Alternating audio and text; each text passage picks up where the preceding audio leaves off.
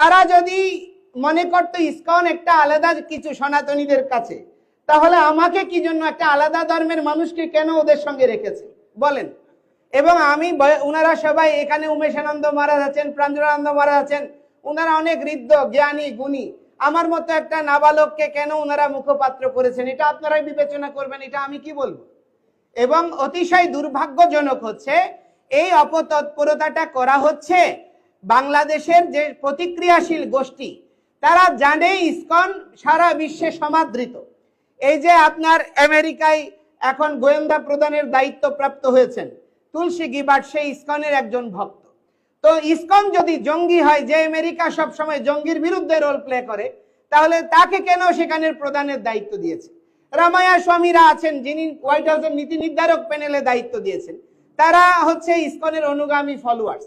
তাহলে এইরকম ব্যক্তিদেরকে কেন ওখানে